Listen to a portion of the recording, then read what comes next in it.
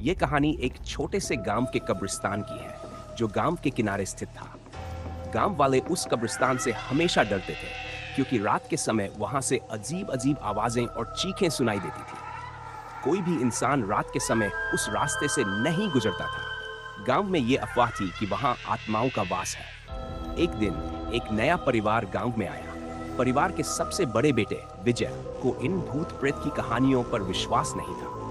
उसने गांव वालों की बातों को मजाक समझा और तय किया कि वह कब्रिस्तान में जाकर खुद देखेगा कि वहां क्या है। रात का समय था और पूरा गांव सो चुका था। विजय एक लालटेन लेकर कब्रिस्तान की ओर चल पड़ा।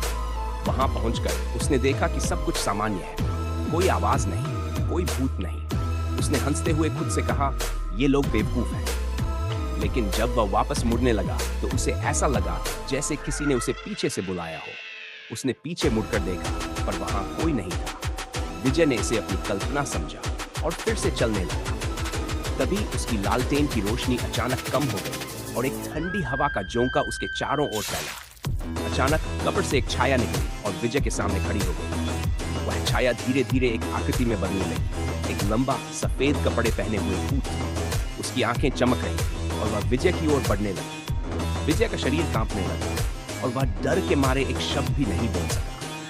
भूत ने धीरे से कहा, तुमने हमारी शांति भंग की है, अब तुम्हें इसकी सजा मिलेगी। विजय घबराकर भागने लगा, पर उसके पैर जैसमीन से चिपक गए। भूत ने उसे पकड़ लिया और उसकी आंखों में आंखें डालकर कहा, तुम अब कभी वापस नहीं जा पाओगे। अगले दिन गांव वाले विजय को ढूंढने लगे, लेकिन कब्रिस्तान में सिर्फ उसकी लालटेन मिली। विजय का कहीं कोई अता पता नहीं था।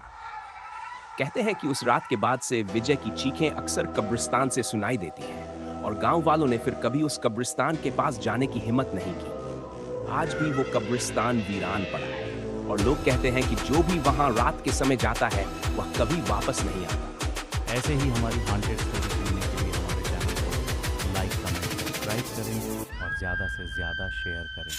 बेल आइकन दबाना ना भूलें। चलिए चलते हैं, आज के लिए बस इतना ही। मिलते हैं फिर एक नेक्स्ट वीडियो में।